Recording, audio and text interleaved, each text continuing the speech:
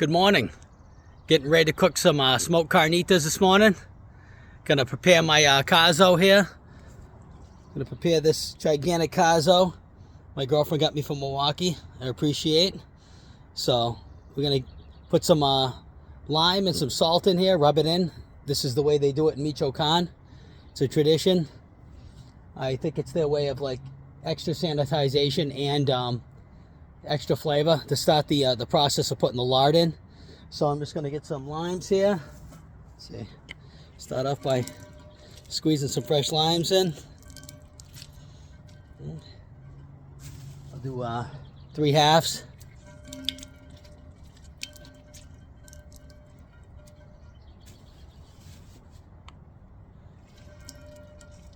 What I'll do is I'll save one of these halves and I'll use it like it's a sponge. It's going to be my scotch pad here. So then I'll get some of my salt. Get a good amount of salt in there.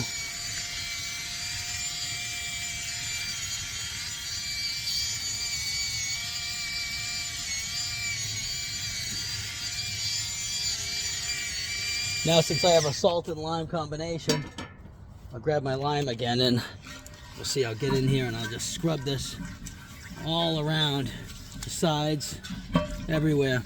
Nice lime smell, salt and lime, and you get the whole thing covered so that once the lard goes in, it kind of adds to the flavor. And I use the same lard over and over again. I just freeze it, and every time you use it, all the seasoning and the flavor just gets more intense. So here we go. All right, now we're ready. Okay, I've just put my pork lard in. As you can see, there's brown stuff with. That's my braising liquid from the last time. When you go to put the lard away at the end of the last process of cooking, the last batch of carnitas, some of the braising liquid, which is like beer, oranges, you know, all the stuff that's not lard basically, ends up, some of it ends up, you know, staying inside the lard and the liquid. So that ends up adding flavor every single time you add another batch of carnitas. This is very common throughout Mexico. The braising liquid is like revered because the more and more and more you make carnitas with the lard, the more flavorful and the more intense. Like I can already smell the finished product. So when you go to add salt, when you go to salt everything, the next time around you don't add so much because the braising liquid will retain some. Now you want to start off primarily with lard when you cook carnitas, because you want to crisp up the meat, the outside of the meat. You want to get that lard piping hot. So that's what we're doing right now. We're going to melt down this lard, and the primary substance that's in this is going to be lard. We're going to get it super hot, and what's going to end up happening is when I put the pork in, the pork's going to be cold, and that hot oil is going to hit the outside of it and just sear it. It's going to seal it in, and all those wonderful juices from the pork are just going to stay trapped in there. Now, after we're done this process, we're going to end up cooking it for about, I'm going to say about 2 hours. Maybe an hour and a half on high. I might, if it gets too brown too quick, I'll probably end up dropping the temperature down to medium high and just keeping an eye on it. But basically, once your meat gets to a certain rich, super dark caramelized color, you end up dropping down the temperature, and then we'll add our braising liquid and we'll go another 2 hours. And what that does is that really breaks up the collagen in the meat, and it draws all the flavors of your braising liquid and your ingredients deep within the meat. But remember, the outside's going to be nice and crispy, and it's just a wonderful recipe.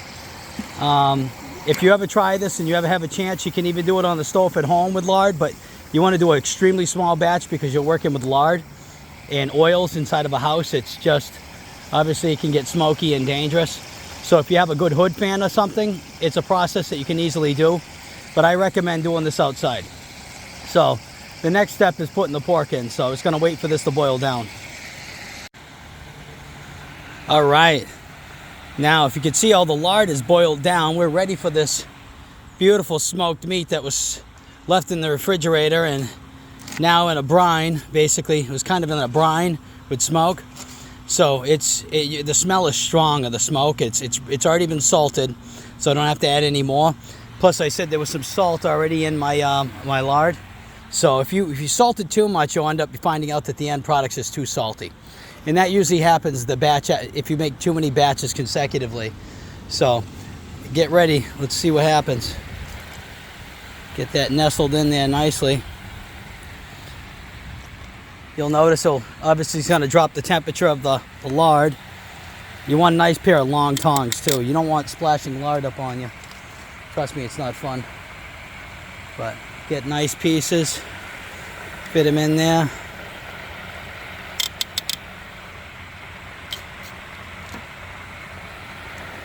I always start on the outside, fill my perimeter.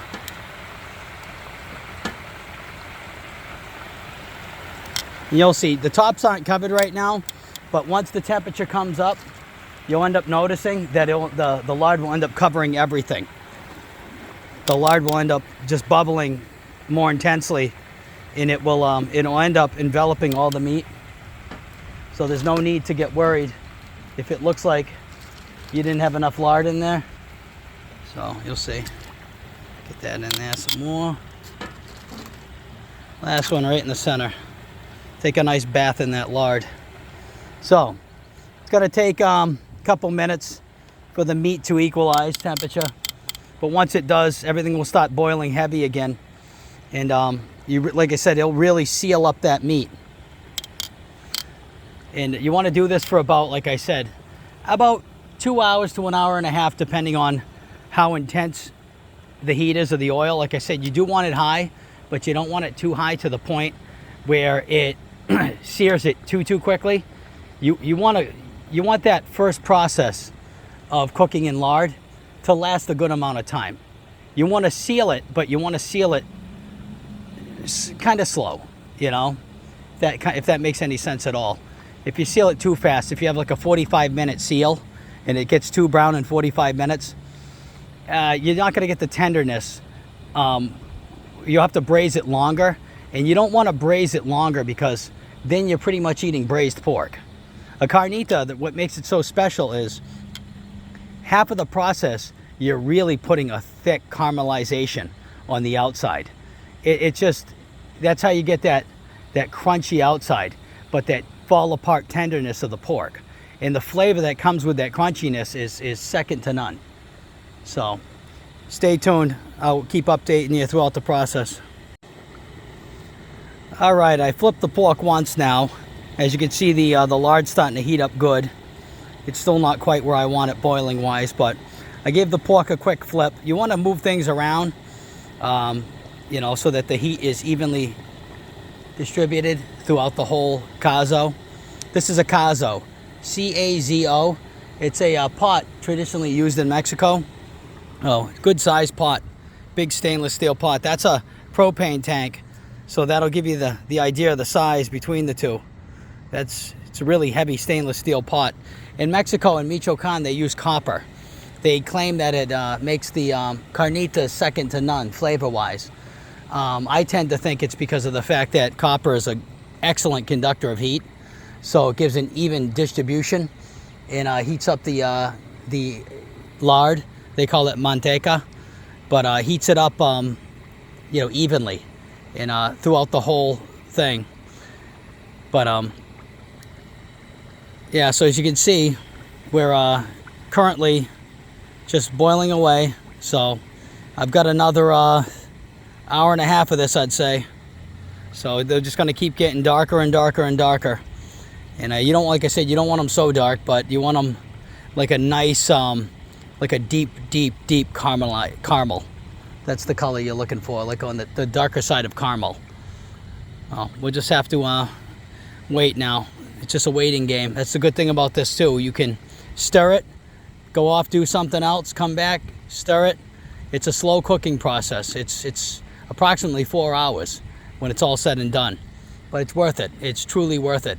And I'll tell you right now, I've been to different Mexican restaurants around the area, and you know, just complete disappointment in the food that they serve. I've been to Mexico a couple times now. I've bought almost every notable Mexican cookbook that's on the market. I've read things, I've watched videos, I've studied extensively because of the fact that I've always had a love for Mexican cuisine, always. Of course, at the time it was American Mexican cuisine, you know, ground hamburger, tacos, the whole 9 yards. But once I started really enjoying authentic, and I mean authentic Mexican food, it's just so much different. It's so much better. It's like the first time you ever have a garden vegetable that was just ripely picked. You just cannot describe the difference between that and something that's been sitting on a shelf for 3 months. Not to mention the fact that the whole recipe is different. The ingredients are different. My girlfriend challenged me a long time ago. She said, you can't make the stuff that they make in Mexico, Mike, because you can't find the ingredients here. Well, I actually did some research, and I found that a lot of the Indian stores, the Indian supermarkets, especially in Waltham, Massachusetts, have a tremendous amount of ingredients that are imported, that are the stuff that they use in Mexico. So nowadays, if you can actually have stuff shipped if you wanted. Not that I needed to. Some stuff I have, I'm not going to lie, some stuff I've had shipped, some stuff I brought back from Mexico, but the majority of it you can actually find right in an Indian supermarket. So I started making dishes, and she started realizing that it was better than the stuff that they served in restaurants, number one, around here. Not even close, you know. Like I said, just massive disappointment on what they call authentic Mexican food here in the States. Massive disappointment. So I took it upon myself now. I'm going to start educating people, and I'm going to start showing people how it's done. I mean, if you want good food, you have to put the work in. It's like anything. You know, if you think that you're just going to open something out of your freezer, pop it in the microwave, and it's just going to be the most delicious meal you've ever had in your life, you're wrong. You have to put forth the work and the energy. And this is stuff that's been lost amongst generations. People don't grow things anymore. People don't home cook as much. You know, you rely on these restaurants to tell you what's authentic, when in reality they're selling you garbage. It's not even close. We have a place in town. It's I'm not going to mention any names, but I go there, and they you know, they sell carnitas, they sell sopes, they sell a whole bunch of stuff, and their salsas. Number one, a good Mexican chef, you can tell the quality of a good Mexican chef by his salsa and how good his salsa is. Their salsas are straight up out of the jar. They're terrible. They're horrible. We went to a restaurant in East Boston that was supposed to be the most authentic restaurant around the area. We're talking Boston, right? East Boston. I go there. We sit down and eat. And the guacamole was so horrible. It had no heat to it at all. Not an ounce of chilies in there. It was barely even salted. You could barely even taste it. And we looked at each other and we started laughing. We're like, this is the most authentic Mexican restaurant in the area. Boston, Massachusetts, one of the biggest towns in the country. And this is their idea of authentic Mexican food. It was just sad. So you're probably better off going to a hole in the wall, and you'll get some, you know, rendition of it. But we've also noticed too, like a lot of Mexican restaurants are owned by people of other ethnicities. A lot of Colombians own Mexican restaurants because they find out selling Mexican food in America is more profitable than selling Colombian food. So it's just, you know, I don't see the authenticity there. So I dove into it, and I started doing my research, and I've traveled, I've eaten the food, I've been there, I know what it tastes like. And what I make is the closest you're ever gonna find. So stay tuned. So I just flipped the meat around in the manteca. I didn't put as much manteca this time as I normally do.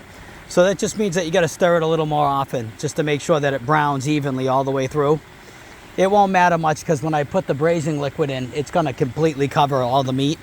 So this process is just to pretty much stir it up. As you can see, there's a deeper caramelization starting to happen. Oh, fog up my lens.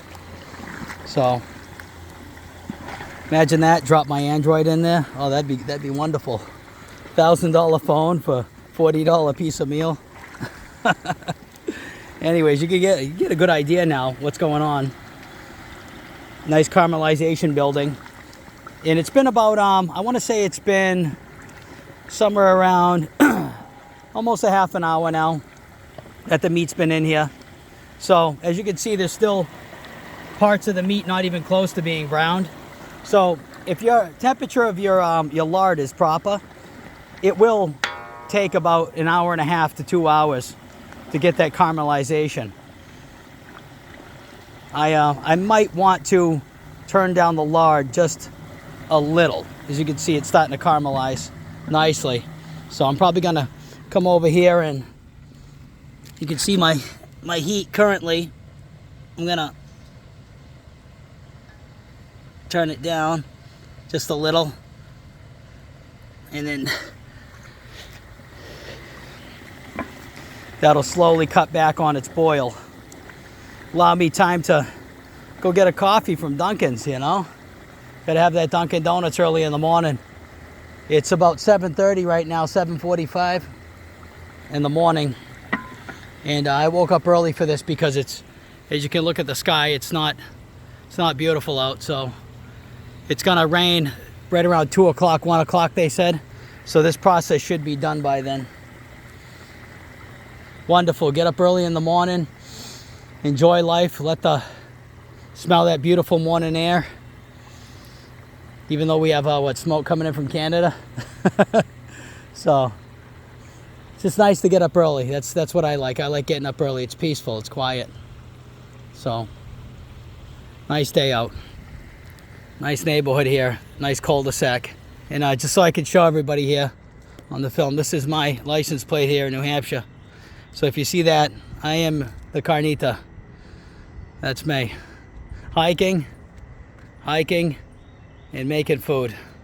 How can you beat that? You can't beat that life. Let me just tell you right now. So my neighbors have to smell this all the time. I'm out here with my cooking. You know, I have a neighbor that loves Mexican cuisine, and he's always saying it to me. And I hate to say it, I have yet to give him any. I probably will. So I can't torture the guy for too long, you know. Anywho, till next time. All right, half an hour later, getting a couple dark spots on this. It just means I got to keep rotating it more. No worries though, the braising liquid just literally softens everything up. But as you can see, we're starting to get some dark caramelization here. Still some light spots. It's been my experience now to let those light spots, you want to stir it more frequently, but you want to let those light spots darken up, because some of that's fat, and you know, some of it's meat, but you want that fat to get dark. You really do. You really want that fat to get dark. The end result is so much better if you do. So just keep stirring it now. If you notice it getting too dark, you turn down the temperature. Don't get concerned though if you see dark spots like that. It's honestly not a big deal. The braising liquid will completely just make everything change. It melds. It won't be like if you're just trying to eat the thing like that. I went out and got some Modelo. I got a 6-pack of Modelo. Yeah, unfortunately that's not for drinking. I'd love to start right now. It's a good day for that for me. Beautiful out. But no, that's gonna go right in here once my searing process is done, my high temperature process. I'm going to drop the temperature of the burn of the oil, and then before I put the liquid in, I'm going to let this sit out here and come up the temperature so it's not so cold, and then let this come down in temperature eventually, and then I'm going to mix the two with some fresh oranges, and I'm not going to, maybe an onion, maybe some garlic, but I'm not going to add all the other seasonings that I normally add, which is cinnamon, cloves. I add a whole bunch of other stuff, oregano, because the liquid that was originally kept in with the braising liquid that was kept in with the lard that was in the freezer has so much intense flavor that it's enough. It really doesn't need any more. This is my fifth batch, so with this lard. So I really don't need to add any more of that stuff. You can if you want to, it's all personal preference, but the amount of smell I had when I was melting down that lard, it was all of that I put in. So next step after this, after I get this stuff dark enough, is I'm going to add my braising liquid, which is all that beer, probably an equal amount of water, and oranges, and like an onion and some garlic. And then we'll let that braise for another 2 hours. All right. So we're about that time now to start adding the braising liquid. I turned down the flame, turned down the temperature of the oil so that I can start adding my braising liquid. I have my beer here. I have my oranges, garlic, onion, and water. Normally you add salt to the water right now, but here's the thing. It's like I said, my stuff already has salt in it. My lard already had salt in it, plenty, from the previous recipe. So you don't want to over salt it. If this was fresh lard, I would absolutely be adding salt to this mixture right here. And then, so I'm going to start by going slow on the sides. Just let it run down the sides and go in the beer one at a time. It's going to lower the temperature of that lard even further, so that when I go to put the actual water orange mixture in there, garlic and onion, I won't have so much of an issue with heat temperature difference. Lard acts differently than oil. It's not as responsive to water. Doesn't like kind of rise up as bad. If this was oil, it would be a nightmare. So it's a little better. Now I'll start getting some all over that pork. Oh, look at that. That's beer. Beautiful. Starting to braise it up. 6 of these bad boys in there. Get that label, Modelo.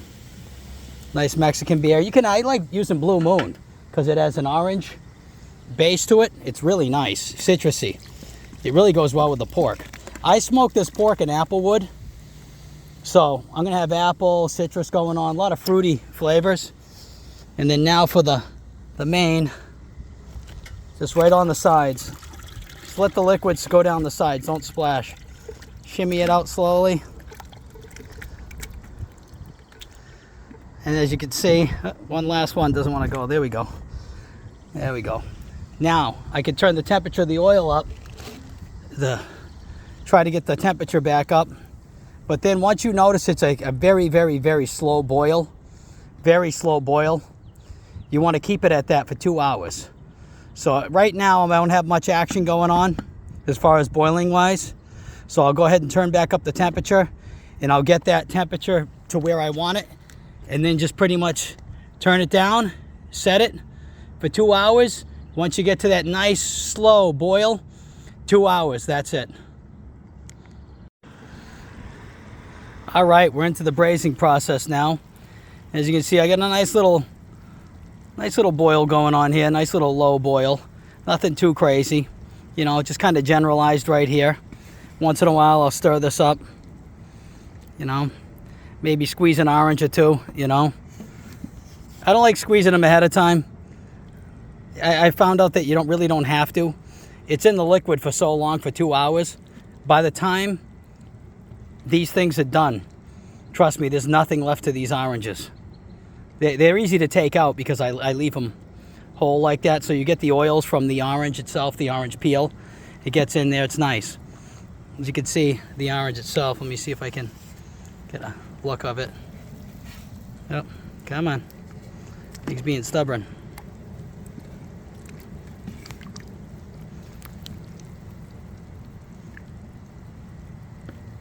There we go.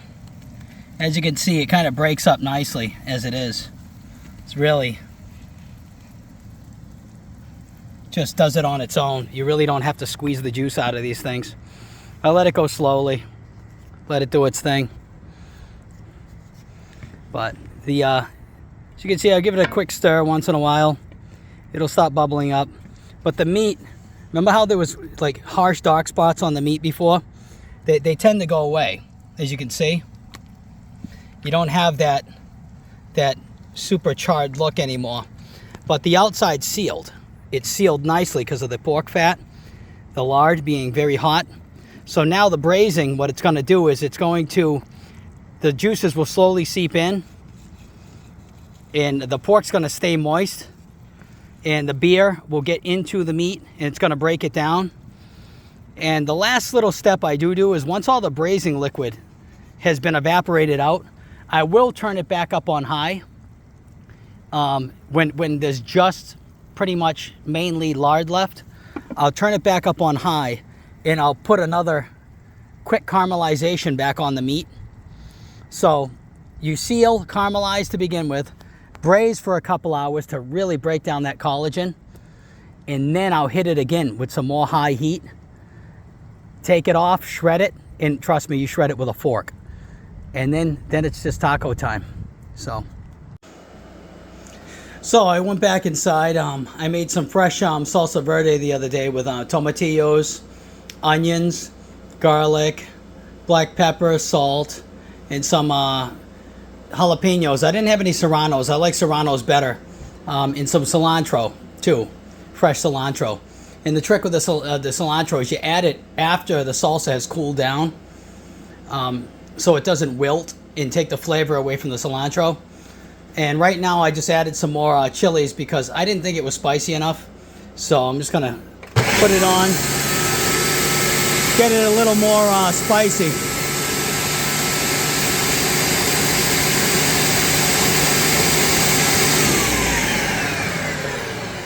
I like a good spicy salsa. I mean, I know not everybody does, but I do. That's what makes the taco to me like unbelievable. When you put that nice tangy, very tangy, salty green salsa on top of the pork, and it just adds that heat as well. It just takes the taco to a whole nother level. So, all right. So we're continuing to braise here, but I'm going to add a little secret I like to do. I'm going to take these wood chips here, right? These apple wood. I got the grill almost the same height as this. Cleaned off my lid real good underneath. Make sure nothing falls into my carnitas. I scrubbed it and I washed the undercover of my Weber. So what I'm going to do is I'm going to light up these wood chips, get some more apple wood smoke in there. And I'm going to show you what I'm going to do. Get it going real good. Real good fire there.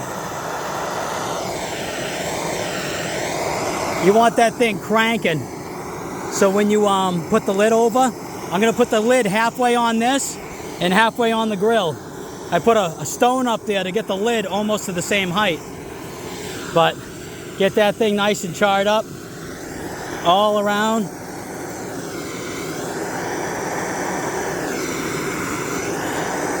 See, I like this thing my friends made me at the metal shop. It's stainless steel basket. It lets air in everywhere. So the wood chips, as you can see, really get them going, right? Let's put down this torch. So I'm going to blow out the wood chips, and now I'm going to put the lid halfway on, and I'm going to let the smoke go into the actual. As you can see, it's dumping all over the lard, and it's going to infuse with the lard as it boils, and it's going to take that flavor, and it's just going to drive it further into the meat. I'm standing back right now so you get an idea, but it's really, really, really driving that smoke straight down. It's mixing with the vapors, and it's just circulating, and it's hitting the surface of that lard, and it's going to drive that smoke flavor deeper into the actual mixture. So now I'm going to get a really super smoky flavor in there. So these, like I said, this is smoked carnitas. Not only did I smoke the pork ahead of time, cold smoking it, now I'm going to actually add more smoke. All right, I'm back 15 minutes later. That smoke is still dumping in. It's mixing with the steam of the carnitas, and it's just circulating. It's like a swirl in there. It just keeps on hitting the surface of that lard in the braising liquid, and it's just you're creating almost like liquid smoke by oh my god, the amount of smoke that's coming off that grill. Look at it. it's just dumping straight down onto the actual carnitas. Now, if you were here smelling this, you would know exactly what I'm talking about. It's just a ridiculous amount of smoke. And like I said, I'm really trying something different here. I'm making smoked carnitas. The way that, with all my cooking methods I've done over the years, this is the way I personally believe is going to be the most effective.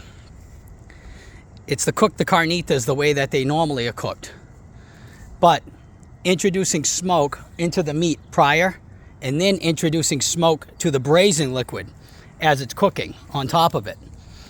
So this is applewood chips. So I have a funny feeling by the time I'm done. Look at that puff of smoke. It's just pouring out. And if you can look underneath there, it's really just smoke everywhere. And because of the laws of nature, it's dumping straight down and it's swirling, mixing with the steam, which is transferring. It will transfer that smoke right into that mixture. Oh, big puff of smoke. So I just turned up the temperature of the braising liquid of the carnitas. Smoke still pouring in. It's mixing with the steam. I'm getting in there now and I'm swirling things around, trying to really mix it. See that smoke? Oh, look at that. Just dumping right in and mixing in with the actual liquid. So we're gonna have ourselves a nice smoky flavor. Oh yeah, let's mix it up. You know, I turned up the temperature. I want to speed up the process of the braising a little. I thought it was going a little too slow for my liking. So you can mess with temperatures, you know what I mean? You'll be able to tell when the braising liquid's gone, because you'll get down to that level that you first had when it was just lard, if you remember correctly. Remember back in the video where the meat was poking out everywhere. If the meat's still submerged completely, there's a good chance that there's still a lot of braising liquid, you know? So you want to get it down to that level where the liquid's evaporated or soaked into the meat. And then once it's lard again, you know, it'll start browning up the meat again. And you'll be able to see that. You'll be able to see the meat starting to turn darker again. So once you get it back to a darkness level that you like, a caramelization that you like again, take it right out and it's done.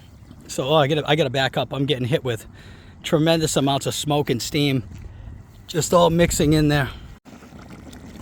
All right, I've raised the temperature of the braising liquid. I took off the smoker. I'm done smoking, getting that flavor in there. I added a couple limes and stuff.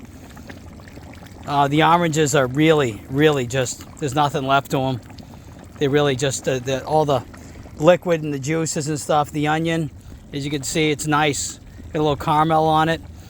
The whole point of these things is to leave them whole so they're easier to separate from the meat, but to extract all the flavor from them and all the juices and add that to the braising process. So that's been done. So when eventually I'll get my basket, I'll show you. They're not ready yet, obviously. I still have more time on them. I'm trying to get most of the braising liquid out of there and then get it back to a lard, just a manteca, so that I can actually add some more caramelization onto these carnitas and soften them up more. So I'm going to show you, I have a special basket I bought, bamboo, nice bamboo basket with stainless steel, and you can go in and you can actually pick up the meat and stuff and start to get a look at it. It's not quite where I want it though. I want to get it, it's starting to fall apart, but I want it to be more caramelized at the end. I want to get a more rigid, crispy outside again. And to do that, you, like I said, you evaporate out all the braising liquid and get it back to the lard. And then you can really start to fry it again. And that's what separates carnitas from like pulled pork or any other kind of, like if you have someone that does it in a crock pot and they say they're making carnitas in even in a pressure cooker, it's not carnitas, all right? Carnitas is completely different. As you've seen so far through this process, multiple cooking process to get it to where it needs to be. Like I said, you start off by sealing the meat, adding a nice crisp onto it. I salted it the night before. I even smoked it, which you normally don't do, but I wanted to add a little extra. But as you've seen, I sealed it in the pork lard over high heat for a good amount of time, hour and a half. Then I added the braising liquid, right? And a lot of times with pulled pork, all they do is braise it. They just put it in a liquid and they cook it slow for a long period of time. And that just makes the meat fall apart. It's delicious, I'm not saying it's not. But you don't get that flavor. You don't get that texture, that richness that you get with carnitas by, cooking it in pork lard. You just don't. That's what separates it. It's not a pulled pork. It's carnitas. And that's what I'm showing you here today. If you want authentic carnitas, I don't care any of these videos people are putting out there, all these recipes online, I've gone through them all. Very, very rarely, and I mean very rarely, do I ever see it even close to authentic. This is as authentic as it's getting. All right, I've watched multiple documentaries on it. I've read about it. I've been down there. I've talked to people in Mexico on how it's done. This is how it's done. Sometimes they don't even put a braising liquid. Sometimes they actually just cook it in lard, and what they do is they cook it on high heat for 2 hours, hour and a half. They do what I showed you in the first process, and then they just they actually transfer it into a batch of lard that's cooking at a lower temperature. So a lot of times that's all they do. Sometimes they don't add a braising liquid. Sometimes they do, but sometimes they don't. So down there in Mexico, there is a couple different authentic ways to make carnitas. This is the way I like to do it. It's an authentic way. It's definitely done down in Mexico, so that I can assure you. But like I said, sometimes they don't even add a braising liquid.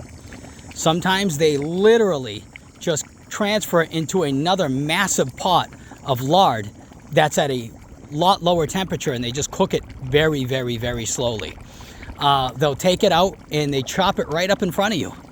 They usually have a flat skillet going, a big flat top grill, and they'll end up reheating it, frying it right in front of you, and putting it in a taco and serving. But this is the method I like to do. It is authentic. I feel it makes a very, very, very flavorful. That braising liquid really adds depth and flavor to the carnita. But getting it back to that crispy level, that's what you want to do. That's what really separates carnitas from like any other kind of pork dish. So we're getting back down to just having lard now left. You can tell because there isn't much moisture coming out of the mixture now. The meat's starting to poke out. Obviously the liquid was raised when I put the oranges in the onion, but you can see the meat starting to protrude again. So, and there's not much steam at all. So I believe we're almost back down to just pure lard with a little bit of braising liquid. So you'll watch the meat now carefully because it will start to darken again. It'll start to caramelize again because it's literally just cooking again in lard. So, we're getting really close to the end process here where I just pretty much get the basket, get all the lard off by letting it drip out, putting it in a pan, bring it inside, shredding it right away as it's hot. I like to shred it right away. It's it falls apart easy when it's hot. And then I shred it, I let it cool, put it in the refrigerator. You can eat it later that night or you can eat it right away. I'm obviously going to sample it. You can't smell something for 4 hours and not take a bite out of it. So we're getting real close. I'm just going to grab my basket here and show you what it's starting to look like.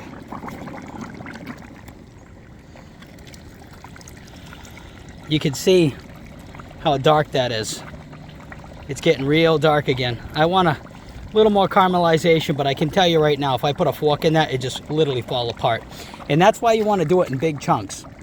The chunks I did it, they were like 3-inch by 3-inch, if not 4-inch by 4-inch chunks of pork butt.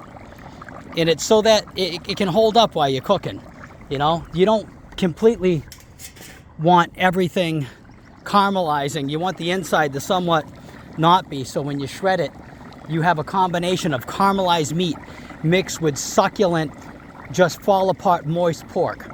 And that's what we're going for here. See, if you notice I turned the heat up high because I'm doing the final caramelization process to get that carnita to where I want it. And like I said, this is like nothing else. Some people actually, they compare it to a religious experience. Of course, I'm personally joking, but I've heard it said so many times that when they go down to Mexico and they have carnitas for the first time, authentic carnitas with that nice salsa, whether you like salsa rojo, salsa verde, red or green salsa, whatever you like it with. It's just unbelievable. It's magic. It's like nothing else you've ever eaten. It's just so good. Like I said, you have to literally try it for yourself. But that's what made me fall in love with at least carnitas. I love all Mexican food, but carnitas are one of my favorite. All right, we're finished. Finally got done. 4 hours later, sun's out. Boy, you gotta love New England. It's supposed to thunderstorm later. So it started off real cloudy and just dreary, quiet and peaceful. Turned into hot and sunny and humid, and it's supposed to thunderstorm. So I got these done just in time. Take a good look at them.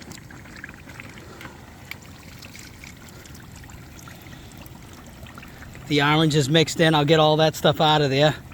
But looking real good. Gonna let them drip off here for a little bit. And then transfer them right in my pan here. Get it all these nice little bits and pieces. You don't want any of it to go to waste, but you want to drain it out good, you know? Really give it a good shake and get all that, get as much fat out of there as possible, lard. And transfer it in. Oh yeah, look at that. Big chunks of pork. All breaking up in there. Just beautiful, tender, crispy outsides. Just really get the fat out. I'll do a good job trying to get every ounce. You see there's even a piece of garlic there. See how the garlic didn't burn? Because it was cooking inside the braising liquid. But I got all that nice garlicky flavor. So I'm gonna just go through this and see all these little bits. I'll grab those. I want to get all those. That adds flavor when you mix it. When you break it up, see what's going to happen is the inside of the pork and the inside of the carnita is going to have flavor, but it's not going to have as much flavor as the outside bits. So when you mix it all and you break it all up, all those outside bits of flavor, that's pretty good. You really don't want to scrape the bottom, see that? And get like the, I really want to call it sludge, but it's really shredded pieces of food. And so I'll let that cool down now. And what you can do is you can run the oil through cheesecloth if you want to really get the impurities out. But it'll keep all the braise. It'll keep, if there's any braising liquid left, it'll keep that, and it'll keep the lard for next time. So let's go in and take this in. All right, I'm back inside now, as you can see, and I'm going to start taking apart, well, picking through, if you will, these carnitas, getting rid of the impurities. Put the oranges and garlic and onion off to the side. Just pretty much get it over there, pick through, get out those orange halves. As you can see, look at that, I even have a bone. I threw a couple ribs I had in there from, they were already cooked, but I put them in when the braising process was going on because I had them in the refrigerator. I had some ribs that were done. You know, I might even squeeze in, see this? Squeeze in some of that orange. Just add some more moisture to this. As you can see, these carnitas, I want you to take a good look at that. The outside's crispy, all right? But the inside's gonna be fall apart, and you're gonna find out. All right, a little liquid. Put that orange over there. Just sift through, you know. It's easy. Get all the non-pork, if you will. Anything that's not pork, I want out of there. I'm gonna take this lime half here, just push through, push it over. Take the other lime half, It's a piece of garlic here. Oh, it fell on me. I'll get that out. Just sift through. And what I'm going to do is I'm going to start transferring the meat over to here for shredding. So I'll start picking through, get all the meat over to there. Look at that. It's just, I mean, come on. Just unbelievable. All right, get all that meat over. Just kind of sift through. Hopefully get it in big pieces, if you will, so I can still shred it. All right.